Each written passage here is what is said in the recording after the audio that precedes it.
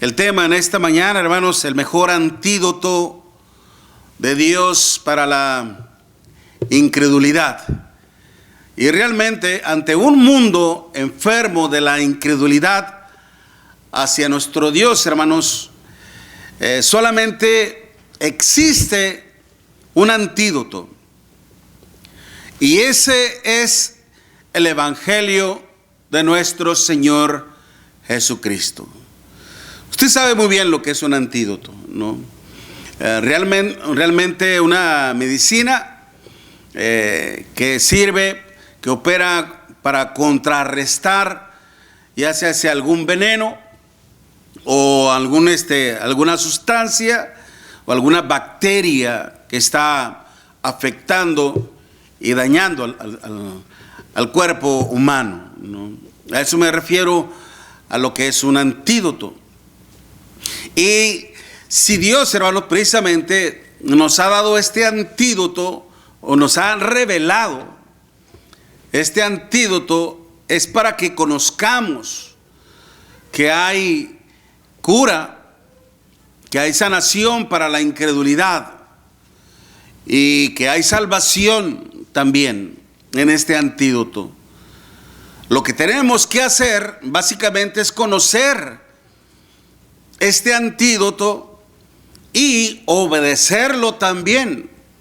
Si es que en realidad queremos ser sanados de esta incredulidad que nos enferma y que nos mata espiritualmente, y obtener así la salvación eterna. Como en este caso, mire, le invito a que vaya conmigo a Marcos capítulo 9, del versículo 14. Marcos capítulo 9, del versículo 14 en adelante. Marcos 9, capítulo 14 al 29. Dice la escritura así: cuando llegó a donde estaban los discípulos, vio una gran multitud alrededor de ellos y escribas que disputaban con ellos. Y enseguida toda la gente, viéndole, se asombró y corrieron a él, le saludaron y les preguntó: ¿qué disputáis con ellos? Es decir, la gente, ¿qué es lo que está discutiendo con mis discípulos? Okay. Y respondiendo uno de la multitud dijo: Maestro, traje a ti mi hijo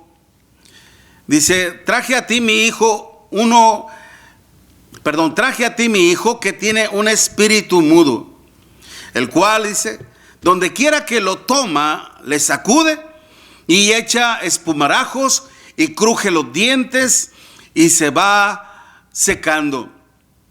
Y dije a tus discípulos que lo echasen fuera y no pudieron.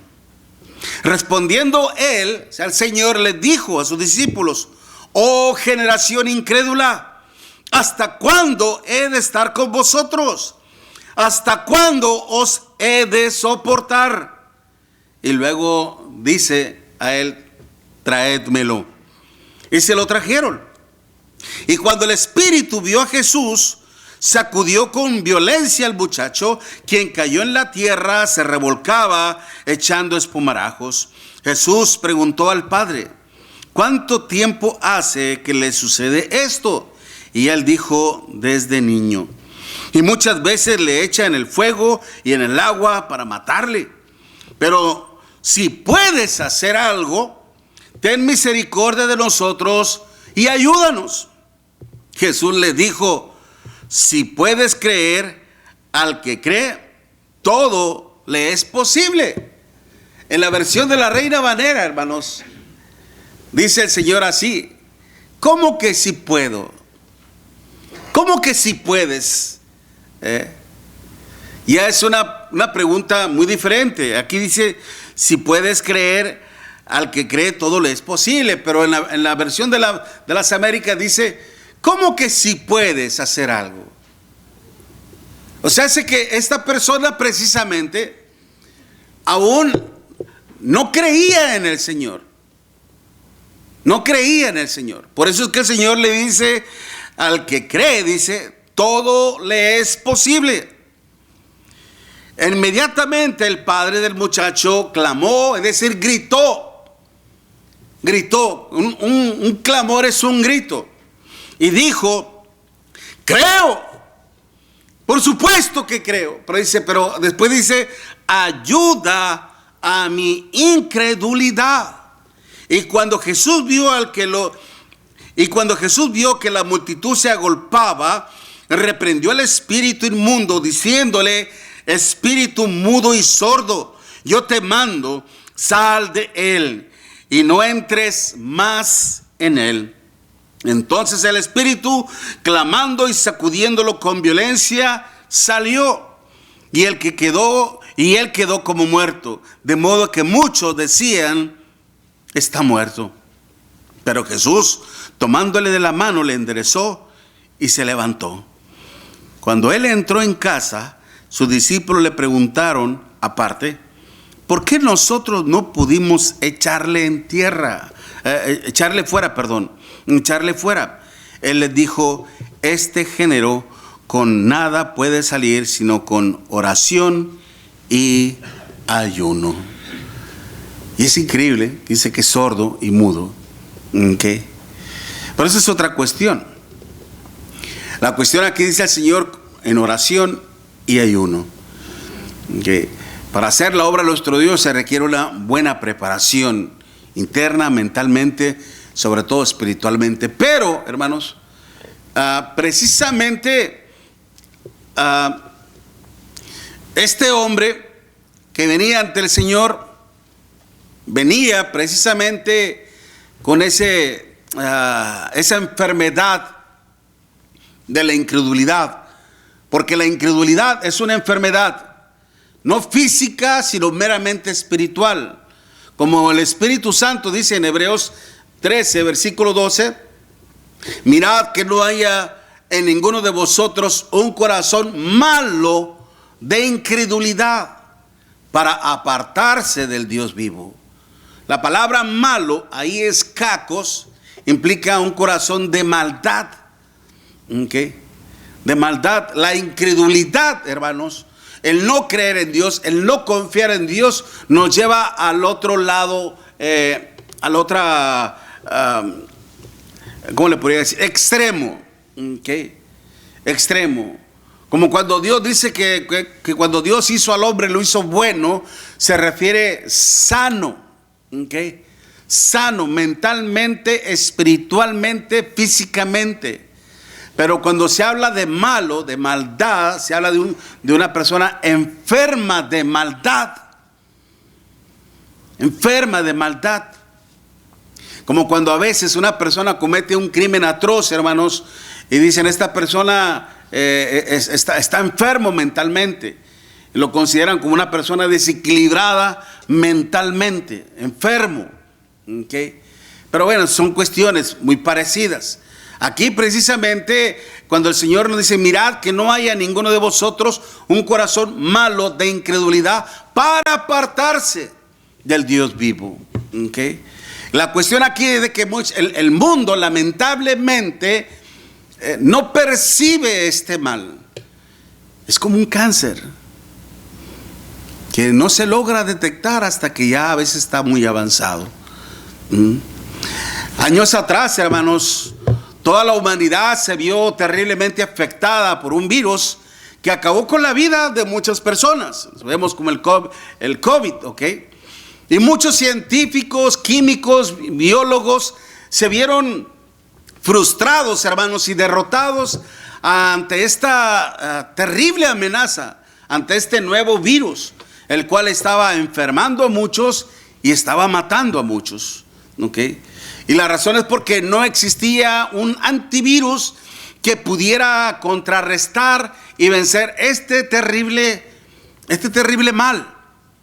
Ciertamente hubo mucha especulación alrededor de todo esto, muchas suposiciones de este virus, y lamentablemente a consecuencia de mala información información corrompida, mucha gente que se empezaba a dejar llevar por las especulaciones, por las suposiciones de otros, las malas informaciones, que la vacuna, que el antivirus te va a enfermar, que te va a matar, que te van a poner no sé qué para detectarte. Muchas cosas, muchas mentiras se fomentaron alrededor de todo esto. Mucha gente fue incrédula ante este virus y lamentablemente muchas personas, por su incredulidad hacia la advertencia de este virus, hermanos, murieron. En mi familia, un sobrino muy amado por nosotros, muy querido por nosotros, falleció, y muy joven. Muy joven, tendría, no sé, 28 años, 29 años aproximadamente. Y dejó tres niñas bellísimas y su esposa. Y joven, sí estaba gordito, chonchito, así como yo. No estaba enfermo de diabetes, ni de alta presión, ni nada. Murió. Muchas gente, sabemos, hermanos, cuánta mortandad produjo este virus. Y aún así mucha gente no se vacunaba, porque se dejaba llevar por las especulaciones, por las suposiciones. Pero hubo mucha muerte. Pero gracias a Dios, hermanos, que la ciencia pudo descubrir ciertamente un antivirus que casi al 100% pudo acabar con todo esto. Nosotros, obviamente, tal vez esté de más que yo hable de esto, puesto que todos conocemos la situación. Pero estoy haciendo precisamente una analogía de lo que es esto en comparación con el virus de la incredulidad. Que este virus de la incredulidad, hermanos, está afectando a muchas personas precisamente. ¿Okay? Muchas personas. Como le decía precisamente, basándome en Hebreos 3, versículo 12. Mirad que no haya ninguno de vosotros un corazón malo de incredulidad. Y mire, note esto, por favor. El Espíritu Santo no le está hablando a la gente de afuera. No le está hablando a gente inconversa. No le está hablando a gentes que no son cristianos. Le está hablando a la iglesia. A la iglesia. Y es que la incredulidad, hermanos, habita en todas partes. Puede estar en el corazón de algunos de ustedes, puede estar en mi corazón, pero no lo he detectado. ¿Sabe? Una de las evidencias, esto lo hablamos a veces para poder nosotros ver, a veces, y no siempre, obviamente, pero se detecta, hermanos, cuando un cristiano, una cristiana no anda bien. ¿Sabe cómo se manifiesta? Su ausencia en la iglesia. Deja de asistir, no quiere orar, no quiere participar en las cosas de Dios, no quiere saber de la iglesia después. Eso es indicio del pecado en su vida. Por eso debemos tener mucho cuidado. Ahora, no en todos los casos es esto, no en todos. Pero por eso tenemos que tener mucho cuidado. Esta persona, hermanos, este hombre, cuando vino en busca del Señor, no solo se encontró con personas enfermas de incredulidad. Lo trajo a los pies de los discípulos. Lo trajo a los discípulos del Señor, porque el Señor no estaba en ese momento. ¿Dónde estaba el Señor? El Señor había ido a aquel monte alto, había ido a aquella reunión, se llevó al apóstol Pedro, Jacobo y a Juan. Se los llevó para que ellos presenciaran algo glorioso, algo maravilloso, en donde él, su cuerpo se iba a transfigurar, y que iba a descender Moisés y Elías, e iban a hablar acerca de la obra de redención del Señor. Y Pedro, Jacobo y Juan iban a presenciar eso. El Señor quería que ellos vieran eso, porque los estaba preparando para algo glorioso. Maravilloso. Y es por eso que el Señor no estaba. Y cuando regresó, hermanos, con sus discípulos, se encontró con ese alboroto, con ese escándalo. ¿Qué sucede aquí? Y este padre le dice al Señor: traje a mi hijo que tiene un espíritu mudo, al cual donde quiera que lo toma le sacude y echa espumarajos y cruje los dientes y se va secando. Y dije a tus discípulos, que los echasen fuera y no pudieron. Ya me imagino la cara de los apóstoles, ¿verdad? De todos los que se quedaron ahí. No queriendo ver al Señor, ¿no? Avergonzados. Ok, avergonzados. Tristes porque no pudieron hacer la obra del Señor. Y ya me imagino la actitud de Pedro, de Jacobo y Juan. Híjole, qué bárbaros. También, ¿no? En la posición así de: no, hombre, de veras, qué bárbaro. Si yo hubiera estado aquí, yo se hubiera... Tal vez, ¿no? Estoy especulando en esto. Ok. Pero sin embargo, cuando el Señor supo de que sus discípulos, hermanos, no pudieron hacer la obra de nuestro Dios, ¿qué les dijo? ¿Usted cree que les habrá dicho: ah, qué generación incrédula? ¿Hasta cuándo estaré con ustedes, hombre? ¿Hasta cuándo voy a poderlo soportar? No fue así. Oh, generación incrédula, ¿hasta cuándo he de estar con vosotros? ¿Hasta cuándo os he de soportar? Era un regaño, era una llamada de atención, para que ellos se dieran cuenta cuán importante es, hermanos, hacer la obra de nuestro Dios. Porque en esto, hermanos, cuando la obra de Dios se hace, el nombre de Dios es glorificado. Amén, por supuesto que sí. El nombre de Dios es puesto muy en alto. Pero cuando esto no sucede, ¿en dónde se pone el nombre de Dios? Por eso es que el Señor, cuánta razón tenía de estar severamente molesto y decir precisamente estas palabras: oh, generación incrédula. Incrédulos, ¿hasta cuándo, dice, he de estar con vosotros para que sean convencidos, para que sean persuadidos? ¿Hasta cuándo tengo que tolerarlos? ¿Hasta cuándo tengo que ser paciente con ustedes? Si estas palabras hubieran sido dichas a los otros, hermanos, ¿con qué actitud estaríamos? Como cuando un niño es regañado, con la cabeza agachada. Ciertamente este hombre se encontró con esta incredulidad, pero también, hermanos, había incredulidad en el corazón del padre. Cuando el Señor, precisamente una vez que supo esto, hermanos, y después le dice: ¿cuánto tiempo hace que les sucede esto? Él dijo: desde niño, y muchas veces le echan el fuego y en el agua para matarle. Pero si puedes hacer algo, ten misericordia de nosotros y ayúdanos. ¿Cómo que si puedo hacer algo? Si puedes hacer algo, ya que tus discípulos no pudieron, ya que tus discípulos no pudieron hacer nada, vamos a ver si tú lo puedes hacer. ¿Cómo que si puedo? Al que cree, todo le es posible.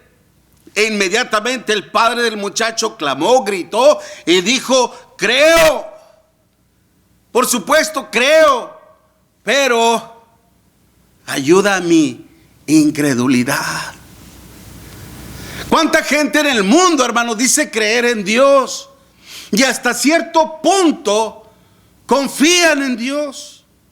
Y es por eso que oran a Dios, claman a Dios, pero solamente cuando están en desgracia y en desdicha, en enfermedad. Pero una vez que su problema se soluciona: si te vi, ni me acuerdo de ti. Como gente, hermanos, que me ha tocado saber que han sido diagnosticados con cáncer, con algún tumor, y se ha hecho la obra en él, se ha orado por ellos, etcétera, etcétera. Tienen un mejor acercamiento a nuestro Dios, vienen a la iglesia y empiezan a orar y a cantar con nosotros. Pero una vez que son sanados Y una vez que son declarados como libres del cáncer, dejan de buscar a Dios, dejan de reunirse en la iglesia. Y después nos dicen: si te vi ni me acuerdo, no sé quién eres. ¿Se da cuenta? ¿A esto cómo le podríamos llamar nosotros? Solo una palabra: ingratitud. Mucha gente en el mundo cree y confía en Dios, a su manera, a su modo. Pero cuando Dios quiere hablarles, cuando se les invita a oír la palabra de Dios, no tengo tiempo. No tengo tiempo para esto, no aquello, no lo otro. Hay enfermedad, incredulidad en su corazón. Incredulidad, hermanos, que no solamente le había afectado su vida a esta persona, sino que debido a su incredulidad había afectado también la vida de su hijo. No tenía el modo, no tenía la manera, no tenía la forma de cómo ayudar a su hijo, de cómo asistirle en esto. Él pudo haber orado a nuestro Dios si es que él estaba bien. Dios lo hubiera escuchado y Dios hubiera hecho algo por este niño. Pero él no podía hacer nada por él. ¿Por qué? ¿Qué es lo que dice en Juan capítulo 9? En aquel ciego que había sido sanado por el Señor. Yo solo sé que Dios no oye a los pecadores, pero si alguno es temeroso de Dios y hace su voluntad, ¿qué dice? A ese oye.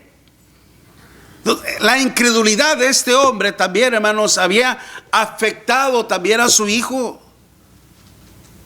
Por eso muchas veces, hermanos, a veces nuestra propia incredulidad, nuestro propio alejamiento de nuestro Dios, afecta a nuestros hijos, hermano.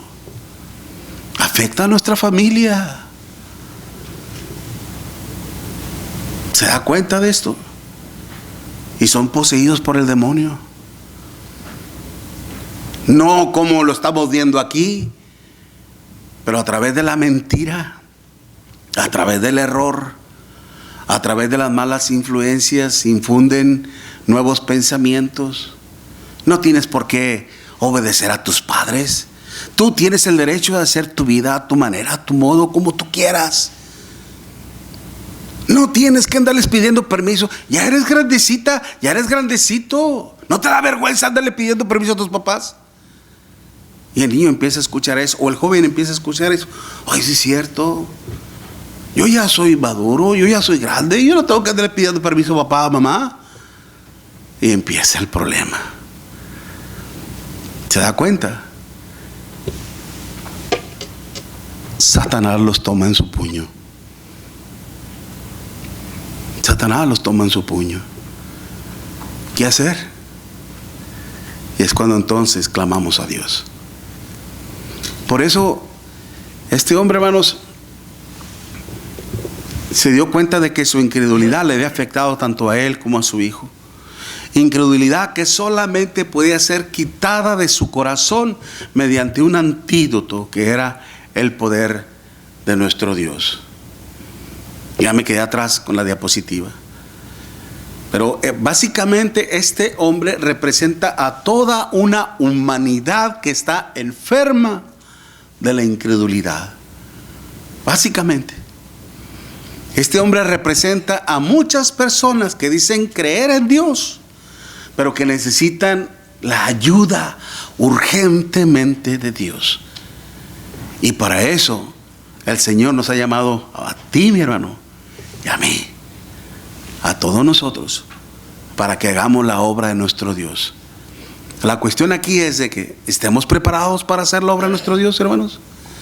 Por eso hoy en día, muchas personas desean escapar de la incredulidad. Pero, hermanos, déjeme hablarle primeramente de esto. Lamentablemente hoy en día mucha gente, mucha gente para poder creer en Dios desean, ¿saben qué? Ver nuevos milagros. Ver nuevos milagros hoy en día. para poder creer en Dios, nuestro Dios, van a un lugar y les hacen creer que ahí se va a manifestar el poder de Dios, que va a haber sanidad, que va a haber milagros, que va a haber nueva revelación, en donde va a haber nuevas profecías, nueva ciencia, nuevo conocimiento, que va a venir aquel profeta o aquel apóstol y te dará el consejo de Dios y que va a imponer las manos y que te va a impartir poder y a la vez te va a sanar. Y ahí está el lugar llenísimo. Llenísimo, la gente deseando ser sanados físicamente. No procuran la sanación espiritual, sino la sanación física.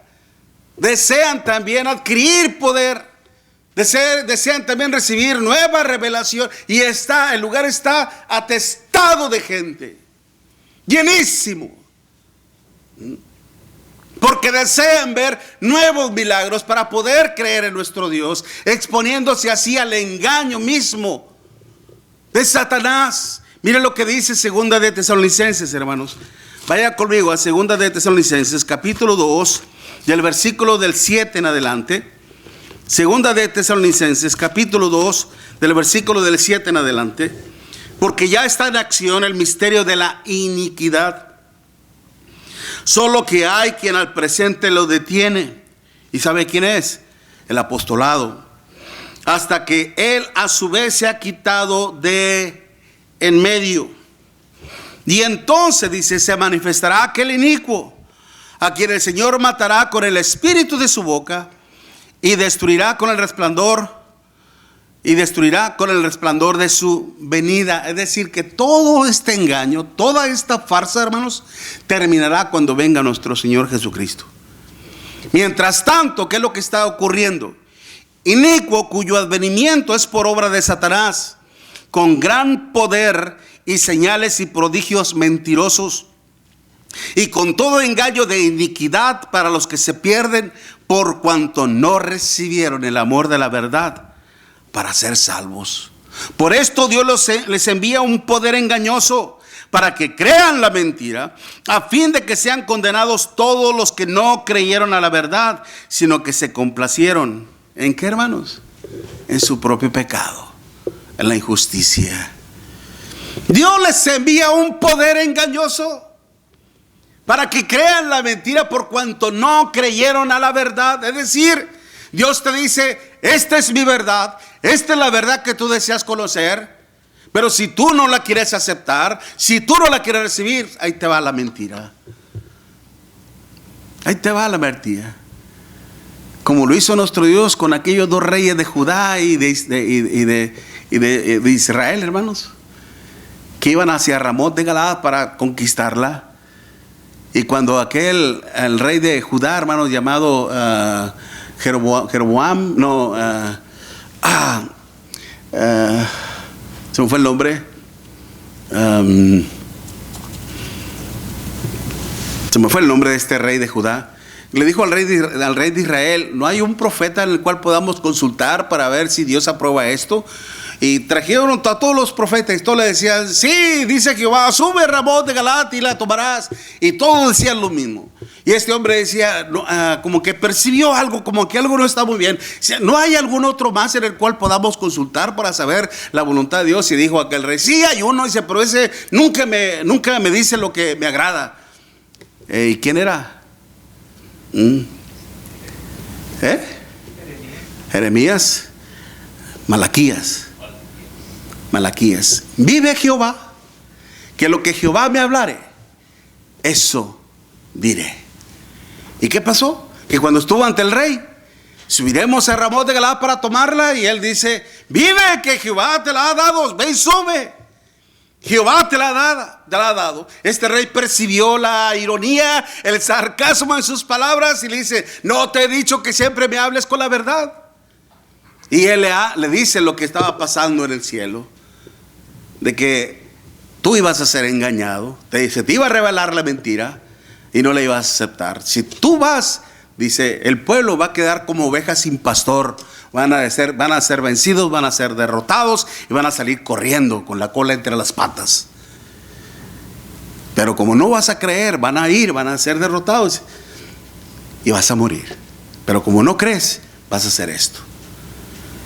Envió Dios un espíritu de mentira. ¿Sabe dónde estaba el espíritu de mentira? En la falsedad de las palabras de los profetas. Y así hoy en día, hermanos, lamentablemente mucha gente está poniendo su fe y su obediencia en las palabras de falsos profetas. Y están rechazando la verdad de nuestro Dios. Incredulidad que los está afectando y los está llevando prácticamente a la condenación eterna. Por eso el apóstol Juan decía en Juan capítulo 20 versículo 30, parafraseando un poquito el versículo, en el cual dice que en este libro se escribieron muchas cosas. Bueno, déjame leérselo. En Juan capítulo 20 versículo 30 y 31, hizo además Jesús muchas otras señales en presencia de sus discípulos, las cuales, dice, no están escritas en este libro, porque tal vez le faltó papel, tal vez le faltó tinta, etcétera, no sabemos, pero no están escritas, dice el apóstol Juan. Dice, o sea, no te preocupes por las que no están escritas, pero dice, pero estas, las que sí se escribieron, estas se han escrito para que creáis que Jesús es el Cristo, el Hijo de Dios, y para que creyendo tengáis ¿qué? Vida eterna. Es decir, los milagros, los prodigios, las señales que hizo nuestro Señor Jesucristo y que quedaron registradas en la Biblia no deben de ser más que suficientes para creer que Jesús es el Hijo de Dios. Y obedeciéndole y creyendo en Él, tengáis, dice, vida eterna. ¿Creerás esto? ¿Creerás esto, hermanos? Por eso, de acuerdo a la palabra de nuestro Dios, si nosotros deseamos vencer a nuestra propia incredulidad, hermanos, ¿qué tenemos que hacer? Ayúdame ahí tantito, brother. Precisamente es que tenemos que conocer el poder de nuestro Dios en Cristo Jesús. En Romanos capítulo 1, versículo 16, nos dice la palabra de nuestro Dios, porque no me avergüenzo del evangelio, porque es poder de Dios para salvación, pero note, a todo aquel que cree, al judío primeramente y también al griego, ¿ok? El evangelio es poder de Dios para salvación, dice, a todo aquel que cree, y que de aquel que no cree, pues no le es salvación. No le es salvación. El poder de Dios, hermanos, solamente se manifiesta en la persona de nuestro Señor Jesucristo y en nadie más. No hay otro nombre dado a los hombres en quien podamos ser salvos, solamente nuestro Señor Jesucristo. Por eso es que cuando este hombre supo de las maravillas que el Señor venía haciendo, supo de los milagros que el Señor venía haciendo, nació en él una nueva esperanza, una nueva ilusión, y él trajo a su hijo. Trajo a su hijo. Pero, hermanos, este hombre trajo a su hijo enfermo, pero no solamente vino, ¿sabe una cosa? Óigame bien, no solamente vino acompañado de su hijo o de un hijo enfermo, vino acompañado, hermanos, de un demonio. De un demonio que estaba en el cuerpo de su hijo. No venía solo. Ciertamente venía con su hijo, pero venía con un demonio. Increíble, ¿no cree usted? Yo me acuerdo de una ocasión cuando trabajaba allá en Nuevo Laredo y trabajaba de noche y estaba lavando el carro, y a veces llegaban ahí personas que andaban un poco dementes, enfermos, y se sentó donde estaba la toma de agua, y yo fui a agarrar agua y lo vi, y lo miré al hombre así, mirando como perdido, una mirada perdida, y me le puse al frente y se me ocurrió hacer esto. ¿Quién eres realmente? Yo ya predicaba la palabra de Dios, ¿no? Ahora cuando me puse enfrente de él le pregunté, ¿quién eres realmente? Volteó a verme, hermanos. Una mirada que me dio miedo. Una mirada que me dio de miedo. Lo que hizo fue alejarme. Tuve miedo. Pero a ver, así una mirada, unos ojos, hermanos, créalo, así como de asesino, no sé. Me dio mucho miedo. Okay. A veces el presentir la presencia negativa, hermanos, de un demonio es terrible. Okay. Es terrible.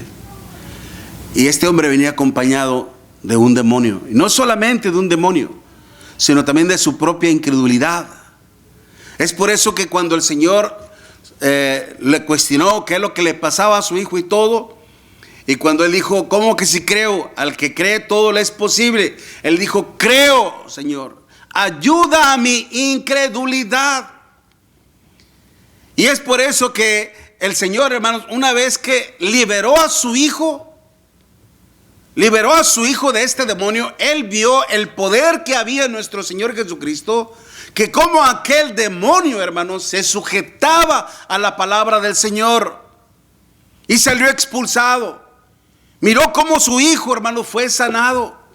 Este hombre, para poder, hermanos, ser curado, sanado de su propia incredulidad, él tuvo que conocer a nuestro Señor Jesucristo, tuvo que conocer el poder que emanaba, hermanos, que salía de nuestro Señor Jesucristo. Y es lo que también hoy en día el mundo necesita conocer. Por eso es que el Señor dice, id y predicar el evangelio a toda criatura, y el que creyere y fuere bautizado será salvo. Es por eso que el Señor mandó esto, porque el antídoto para la incredulidad de todo un mundo, hermanos, corrompido por el pecado, es el evangelio del Señor. Y usted y yo fuimos curados, fuimos sanados con ello, precisamente, y limpiados de toda incredulidad. No solamente eso, hermanos, tuvo que creer, sino que también tenemos que creer precisamente en el antídoto del poder de nuestro Dios.